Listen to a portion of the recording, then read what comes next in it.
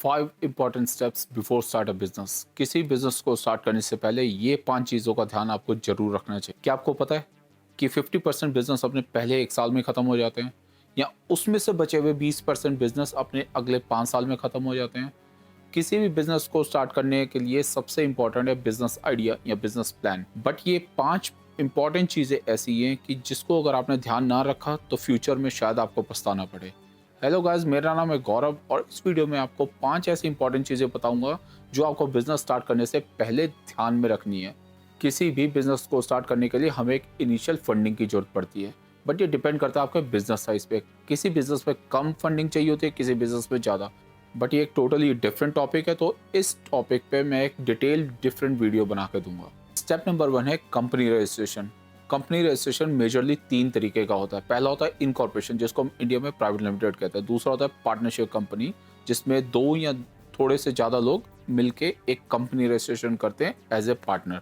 तीसरा होता है प्रोप्राइटरशिप, जिसको एक ही बंदा ऑपरेट करता है। अगर हम इन कॉर्पोरेशन या प्राइवेट लिमिटेड की बात करें तो इसमें काफ़ी सारे डॉक्यूमेंट्स की जरूरत पड़ती है, और इसकी जो कॉस्ट आती है मोस्टली यूएसए कनाडा में 500 से लेकर $1000 तक की होती है, जो आप किसी भी रजिस्ट्री में जाके रजिस्टर्ड करा सकते हैं या किसी सीपीए से मिल सकते हैं। इंडिया में यही कंपनी रजिस्ट्रेशन जो प्राइवेट लिमिटेड कंपनी का होता है वो आप किसी सीए के थ्रू करा सकते हैं, जिसकी कॉस्ट आपको 25,000 से लेके 1 लाख रुपए तक होती है। वहीं अगर हम बात करें पार्टनरशिप कंपनी की, तो इसकी कॉस्ट भी ऑलमोस्ट सेम होती है, और इसमें आप कुछ पार्टनर मिलके एक कंपनी को रजिस्टर्ड करते हैं। और जो तीसरा प्रोप्राइटरशिप होता है वो होता है टोटली एक बंदे के थ्रू एज ए ओनर आप एक कंपनी रजिस्टर कर सकते हैं। ये बहुत सस्ता होता है। छोटे छोटे बिजनेस को स्टार्ट करने के लिए लोग कई बार इस कंपनी की शुरुआत करते हैं। अगर आप अपने बिजनेस को नेक्स्ट लेवल पे लेके जाना चाहते हैं तो मैं आपको रेकमेंड करूंगा आप शुरुआत करो इनकॉर्पोरेशन या पार्टनरशिप से। शुरुआत में इसकी कॉस्ट भले ही आपको ज्यादा आएगी, बट इसके बेनिफिट्स बहुत सारे होते हैं। सबसे बड़ा बेनिफिट होता है लायबिलिटी। प्रोप्राइटरशिप कंपनी और पार्टनरशिप कंपनी में आप पर्सनली लायबल होते हैं। इनकॉर्पोरेशन या प्राइवेट लिमिटेड में ये एक टोटली सेपरेट एंटिटी होती है। अगर कोई थर्ड पार्टी आपके ऊपर कोई लीगल केस कर देती है तो आपके इसमें पर्सनल एसेट्स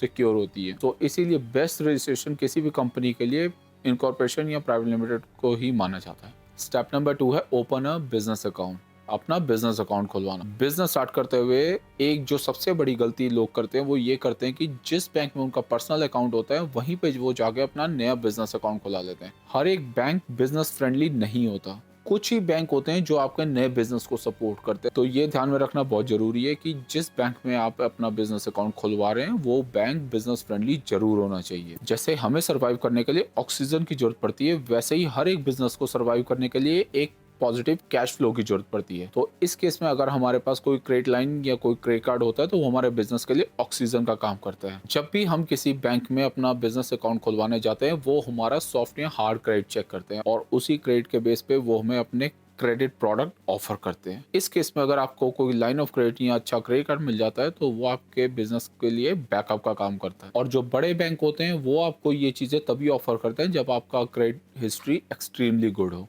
और जो कुछ छोटे बैंक होते हैं वो कस्टमर रिलेशनशिप पे काम करते हैं। अगर आपकी रिलेशनशिप उन बैंक से अच्छी बनती है तो वो आपको थोड़े टाइम के बाद ही अच्छा प्रोडक्ट ऑफर कर देते हैं, जो एक बड़ा बैंक कभी नहीं करता। स्टेप 3 है लोकेशन।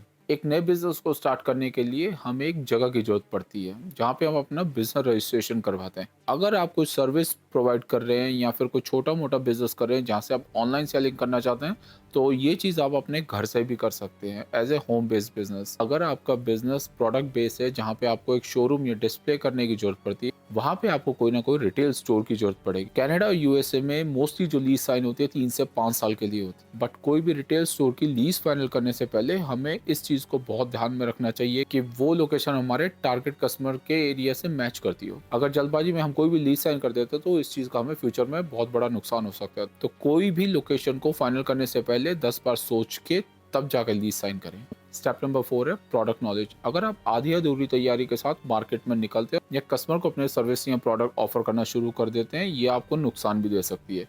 तो मार्केट में निकलने से पहले और कस्टमर को कोई भी चीज़ ऑफर करने से पहले आपको अपने प्रोडक्ट की 100% नॉलेज होनी चाहिए। आज की डेट में कस्टमर के जहाँ पॉजिटिव रिव्यू से आपका बिजनेस ग्रो करता है, वहीं पे कुछ नेगेटिव रिव्यू की वजह से आपका बिजनेस स्ट्रगल भी कर सकता है। अगर आपको लगता है कि आप अभी रेडी नहीं है, तो कुछ ट्रेनिंग या कोर्स करके आप अपने स्किल डेवलपमेंट कर सकते हैं, या उसके बाद मार्केट में जाके अपने सर्विस या प्रोडक्ट कस्टमर को ऑफर कर सकते हैं। नंबर 5 है सोशल मीडिया मार्केटिंग। किसी बिजनेस को ग्रो करने के लिए सेल्स सबसे बड़ी चीज़ है, बट सेल्स कहाँ से आएगी? सेल्स आएगी मार्केटिंग से। पुराने टाइम पे जहाँ पे बिजनेस बहुत सारा पैसा दे के अपने बिजनेस का प्रमोशन न्यूज़पेपर या टीवी एडवर्टाइजमेंट के थ्रू करते थे, वही काम आज की डेट में सोशल मीडिया के थ्रू होता है। फेसबुक, इंस्टाग्राम या टिकटॉक जैसे प्लेटफॉर्म आपको फ्री में बहुत हेल्प करते हैं, जहाँ पे आप अपने बिजनेस की फोटोज वीडियोस डाल के बहुत सारी लीड और कस्टमर जनरेशन कर सकते हैं, और कुछ पेड प्रमोशन के साथ अपने बिजनेस को और ज्यादा ग्रो कर सकते हैं। एक बिजनेस वेबसाइट और एक ऑफिशियल ईमेल आपको बिजनेस ग्रो करने में और ज्यादा हेल्प करती है। तो ये थे मेरी तरफ से 5 important steps before start a business. 2 bonus tips, business licence और WCB कवरेज